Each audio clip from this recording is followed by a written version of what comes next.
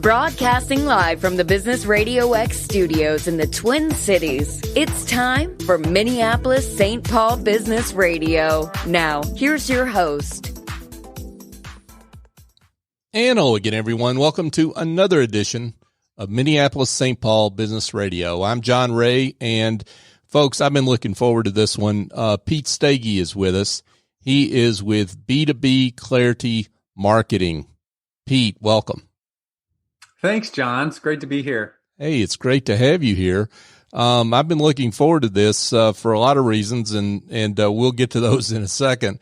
But first of all, give everyone the two or three people that don't know you, give those folks an introduction to you and how you're helping folks at B2B Clarity Marketing. Certainly. So, as you said, Pete Steege, B2B Clarity. My focus is B2B businesses, especially smaller ones that don't have a marketing leader. I help them make their marketing work. And it's typically, it's not on a specific single project. It's more about figuring out how marketing can and can't help them, and then creating a plan and managing that. So just give us a little background on you and your journey and what I guess what led you down your career path to eventually starting your own firm. Sure. So I have been a marketer almost my whole career, for over 30 years, and it's almost always been B2B companies. I actually started as an engineer, so a lot of the businesses I worked for as a marketer tended to be in technology industries. But other than that, some were small, some were huge, many different industries. What was common was understanding how to make marketing work for that business. So I did that, as I said, for 30 years. And then last year I figured out, wow, I don't get to do what I'm really good at as often as I'd like, which is, really understanding what is that, how can marketing help versus not help that company. So I decided to go off and find those people that I could help and focus on that. And it's been just a great ride since then. So in other words, you've been in the trenches, shall we say, for many years, addressing B2B problems or marketing problems that B2B businesses have. Why is marketing so hard for B2B businesses? Well, marketing is hard for almost every business, but from my experience, B2B companies have a particularly hard problem. And that's because, there's so many things you can do to market a company. There's, we all know about all the Super Bowl ads or all, every possible thing.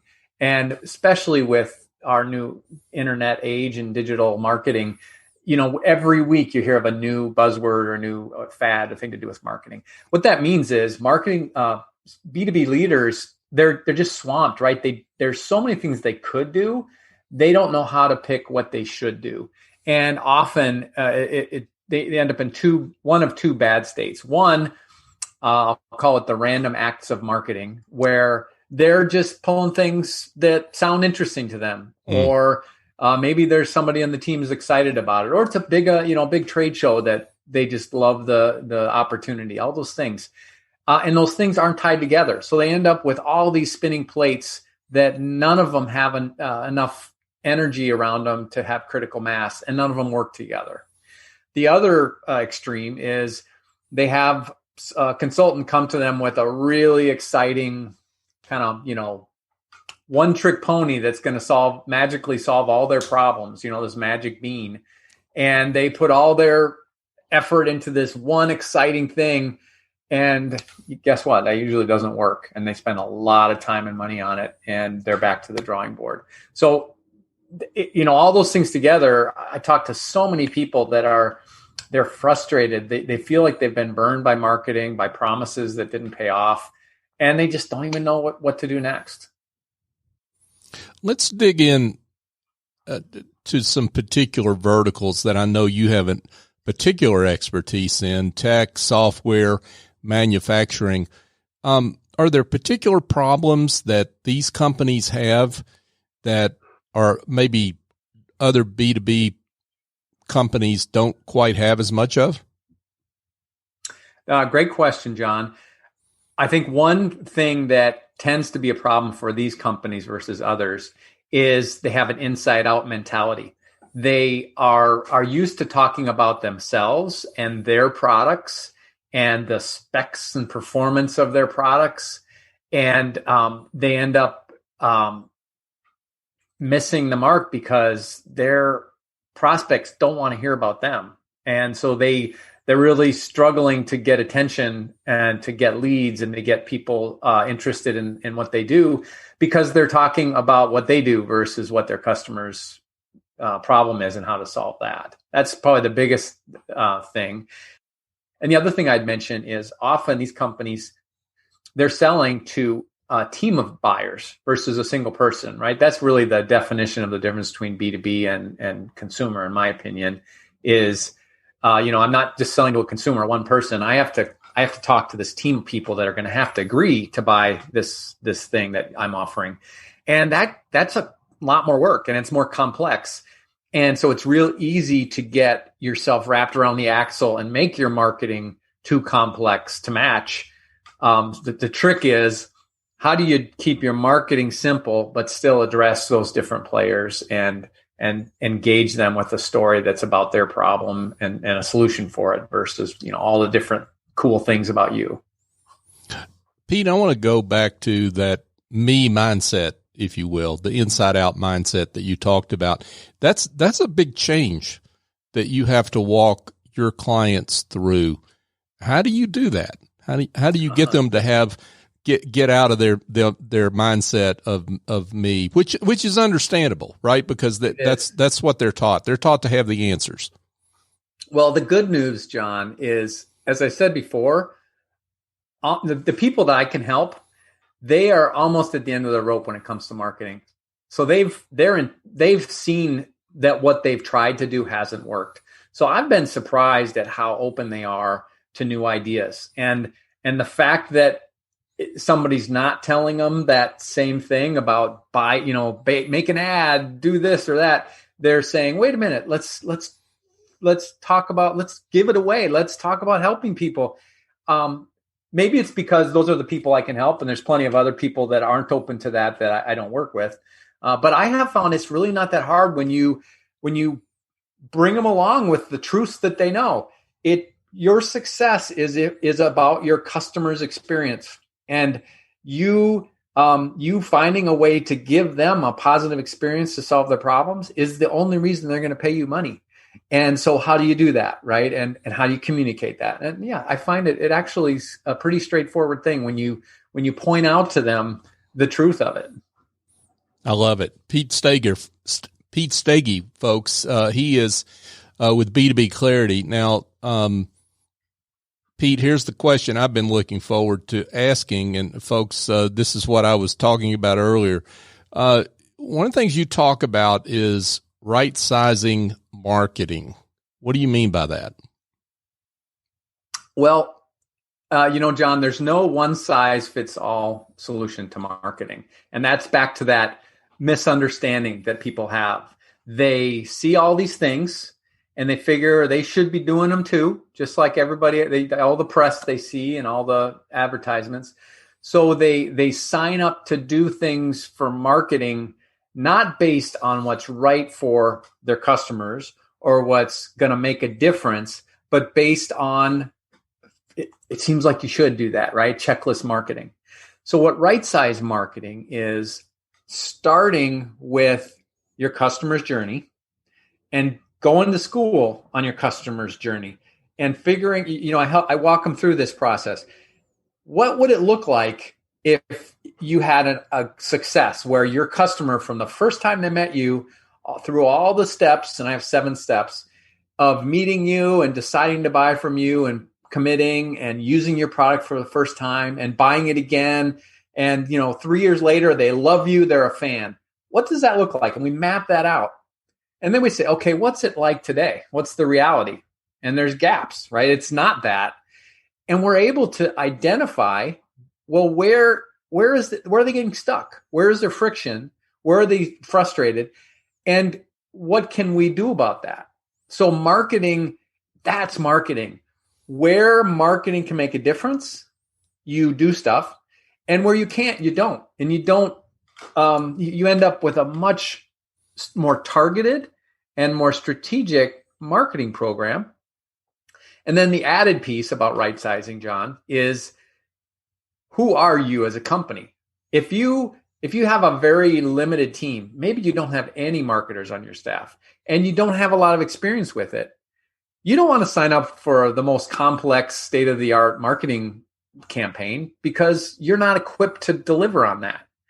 So it's not just what you can do with your customer with marketing. It's what you as a company is ready to do with marketing, right? So right-sizing your marketing means doing the things that can make a difference to the level that your budget and your skills allow you to do, and measuring everything you do, doing it well, right? So it's doing less and doing it really well. And that's what right-size marketing is. So related question, there are a lot of guidelines that you see out there in terms of how much a business should spend on marketing, a certain percentage of revenue or whatever. Give us your thoughts on those. Yeah, and those are great. Those benchmarks are really valuable. But it starts with what I said. There's no one size fits all, right? So every business is going to have a different level. So when I have this conversation with companies, I start with giving them a perspective on what typical is for a company like them. So first, to share with the listeners here, roughly 10% of revenue is spent on marketing by companies of all sizes and all takes, right?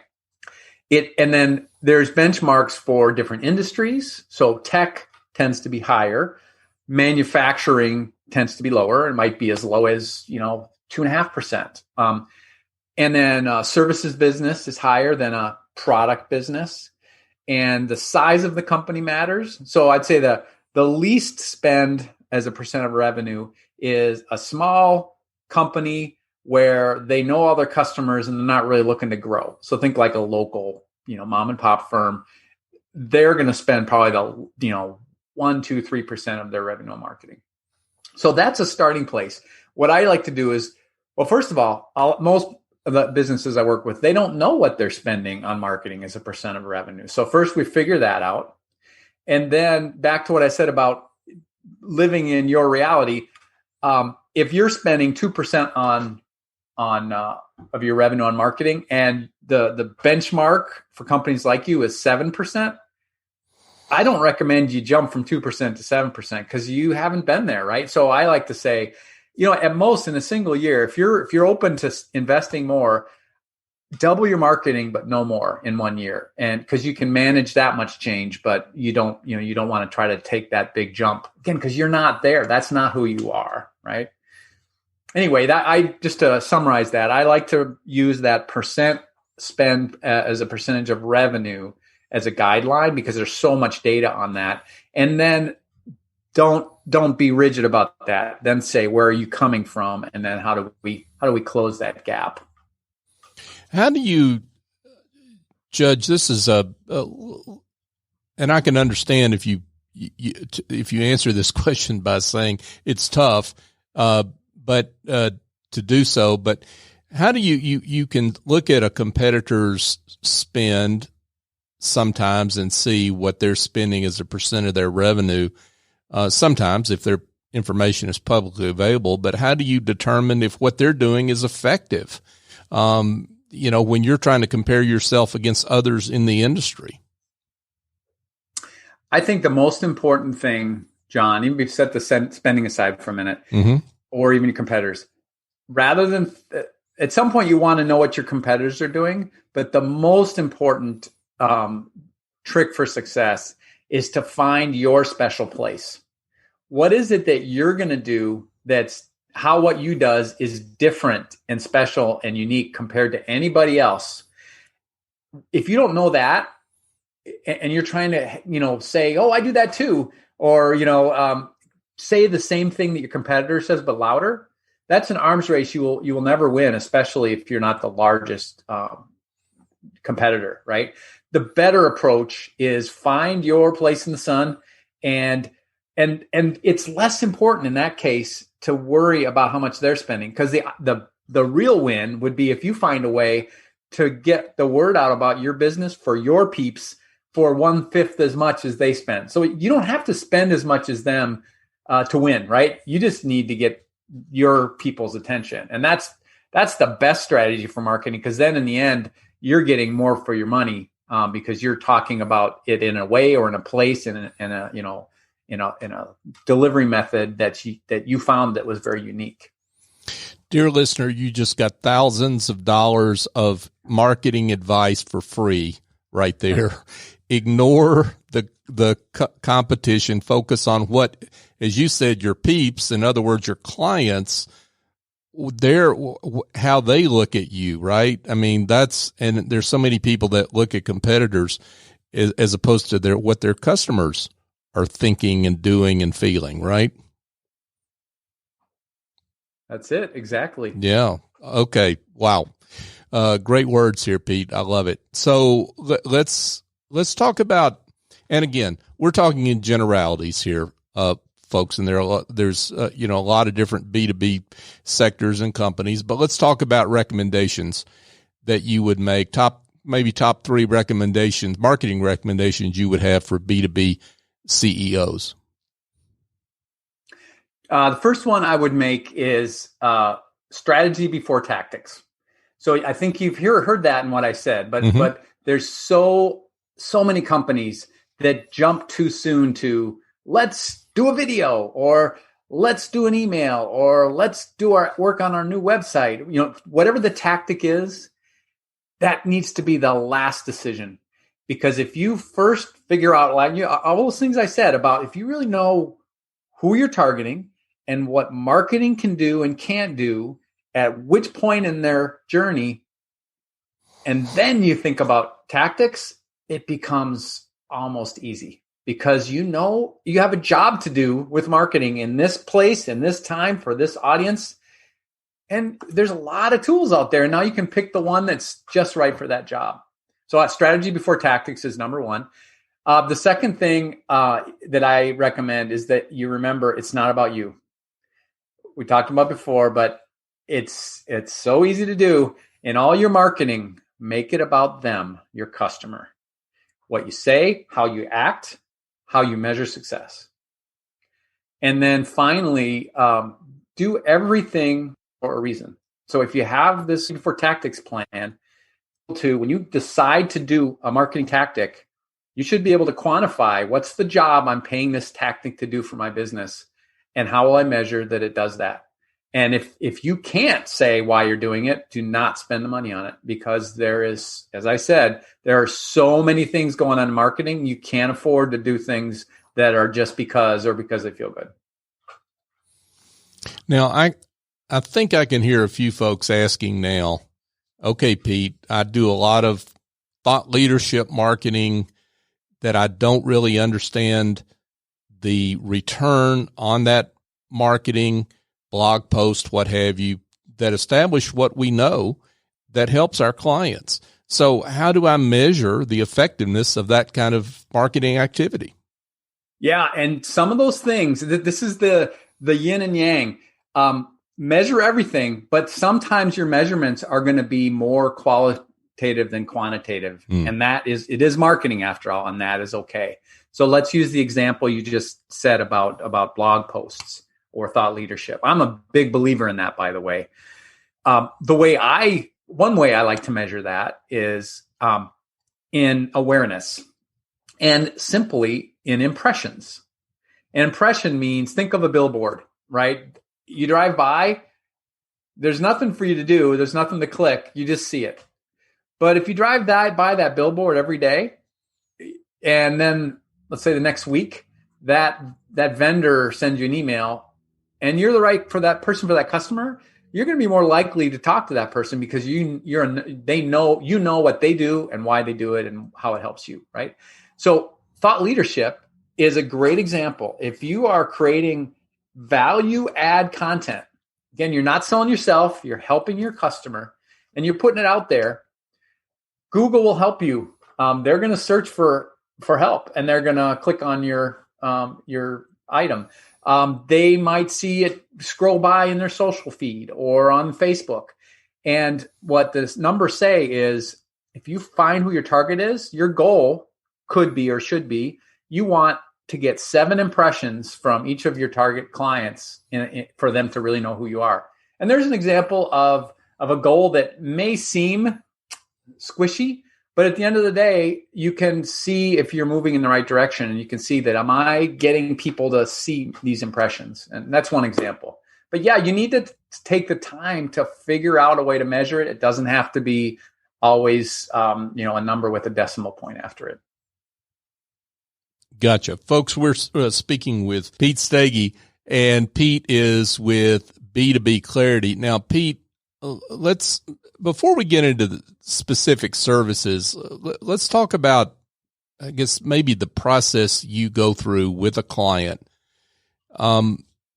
to get at that, get them out of that me mindset and get at what their client base and prospect base are thinking. I mean, how does that work? I mean, you convince a company that they need to change that mindset. What's next? How do you dig into that? So I use a framework called the Marketing Blueprint. And I mentioned before, it's based on this 7-stage customer journey. And what we do is we start with a discovery session, and I get with the leaders in the business, and I basically ask them a bunch of questions about their customers' experience, who they are, what they need, everything that's necessary for me to map out that journey of their customer and their business.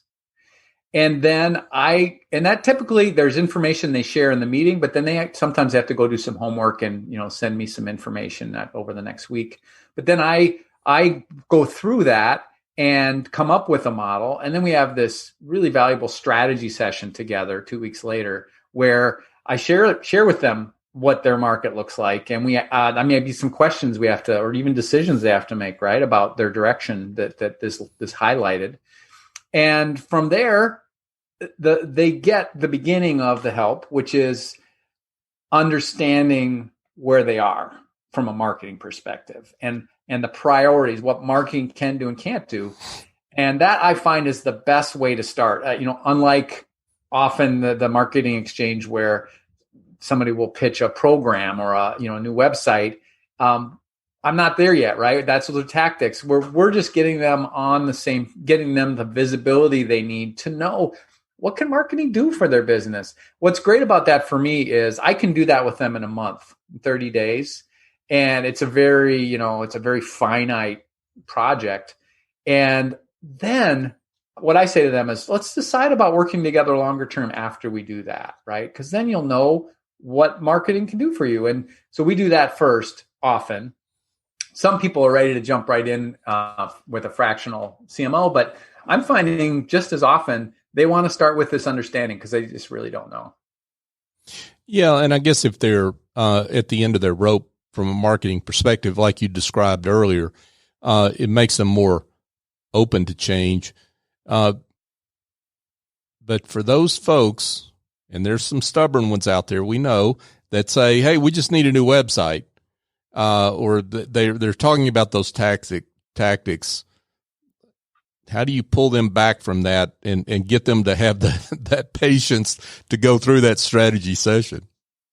One thing, John, I've learned, maybe it's because I'm a really old guy, but I am happy to say I don't spend hardly any effort at all trying to convince somebody to think of things a different way. If they feel strongly about that it's a website they need, I can point them to people that'll help them do that. But I found that life's too short, and I can really have a positive difference with people that understand that are on board with this idea, right? So I share what I'm sharing with you, and if they don't get it, I don't spend a bunch of time. I don't spend really any time trying to convince them. Wow, I love that. Pete Steege, folks, B2B Clarity. Now, Pete, let's talk a little bit about what it's all about, which is sales leads, and how B2B businesses should get more sales leads from their marketing effort. John, I've got a 3-step suggestion for people with getting leads. It's related to what we've talked about. For me, so again, it starts ahead of the campaign, and there's 3 important elements. The first is targeting. Really laser focused understanding of who exactly you are going to be able to help with this product and these communications to get these leads. So the sharper you can make that, the more effective your lead generation is going to be, because it's kind of like what I just said about me. If you find your true future fans, you're going to have so much more luck when you tell them about what you do, right? So that's the first step. Now, once you have that target, the other difference from what people are used to is getting a lead with a promotion campaign is not a 1-step campaign. It's a 2-step. It's a 2-step dance. The 2 steps are awareness first, which is having people know who you are and what you do, kind of like the billboard example I used. And then once they know who you are, then you have a promotional opportunity, an interest campaign that shares with them what you can do for them, and gives them a chance to raise their hand and give you their email or call you or make an appointment, whatever your action is, your lead, the way you define a lead. So often people try to do those 2 steps as one, and they say, oh, we're going to do a LinkedIn campaign and send out a bunch of stuff and wait for those leads to come in. Well, the fact is, you probably accomplished the awareness piece because you got people to see you, but very few of them are going to be ready to give you their name because you're still getting to know them, right? So I think that's the biggest lesson is have an awareness plan and have goals for that. I mentioned impressions, and then have a different tool or activity that is about sharing your offer and getting them to take a step. You know what I hear you saying in a nice way. In fact, you're not even saying this because you're so nice, Pete. but I mean, what I hear is if I'm a B2B company and somebody's coming at me with, you need a new website or you need, this or that tactic wise, they may not be a good fit for me because they're really focused more on, speaking of that me mentality, they're focused more on their own services than on the basis of what I really need. Yeah. One thing I'll add now that you mentioned that, this idea of giving it away, I just love it. So again, instead of you need a new website, what can you share with them that starts to solve their problem without them paying you anything? That's going to be the most attractive campaign you can possibly do. So is there a guide you can send them that gives them some ideas that makes their process easier or their life easier? Finding a way to give stuff away is the most engaging content and the most likely, paradoxically, to lead to what you really want than if you try to convince them how great you are or scare them, all those things. Free is a compelling word, isn't it? It is. Yeah. Especially today. Yeah, for sure. For sure. Well, so let's how does an engagement with you work, Pete? I mean, if somebody wants to be in touch with you, and I can't imagine folks wouldn't want to after hearing this interview, kind of what are some first steps? I mean, you offer a consultation. What kind of homework do you need to do on a company before that sit down? How does that work? John, I like to start with just a meeting, you can call it consult, but I'd like to start with a conversation to understand their challenges with marketing and see if I can help. And often I can give them some advice right on that call. And so that's the first valuable thing. And then from there, it'll be clear, I think, for them to see if I can help them. And there's 3 ways I typically help clients. One is the marketing blueprint, the 30-day process that I talked to you, where they help them figure out where they sit and where marketing is with them. Secondly, whether or not they do that with me or not, I'm a fractional CMO. And what that basically means is I'm your chief marketing officer part-time, right? Typically it's 20% of my time on a monthly basis, and it just an ongoing, as long as that's valuable to you, we do that. And then the third way I help companies is if they're not looking for somebody to take on all that work, but they still want help, advice, then I'll do implementation coaching. And that's especially powerful after the marketing blueprint. And we meet a couple times a month and I provide advice to them. So it's a lower cost for them, but it gives them the ability to ask questions and, make it work as they go along. Wow, this has been great. Pete Steege, and he is the founder and president of B2B Clarity. Pete, this has been great. And again, I can't imagine there aren't some folks that upon hearing this interview want to be in touch with you. So let's get to that most important question, which is how they can do that. John, they can reach me at my website. That's probably the easiest thing, which is b2bclaritymarketing.com. I'm also on LinkedIn, and that's another real easy way to reach me. My name's hard to spell, like it's hard to pronounce, but maybe I'll do that real quick. It's Pete Steege, Steege. So I hope you reach out. I'd really love to. I just love to talk to companies that are struggling with marketing and see if I can help them. Pete Steege, folks. Pete, this has been a pleasure. Thanks so much for being on the show. I really enjoyed it too, John. Thanks for having me. Thank you. Folks, just a quick reminder, if you are interested in our show archive, probably the best URL to go to is minnesotabusinessradio.com. You can find our complete archive there if you're on your PC or what have you. Of course, you can find the show on all the major podcast apps. Minneapolis-St. Paul Business Radio is the search term. Here's my bold ask. Go find the show on your favorite app and podcast app and subscribe. But don't just subscribe, please. Give us a 5-star review. Yeah, I told you it was a bold ask. And the reason I would like for you to do that is not about me. It's not about Business RadioX. It's about our guest.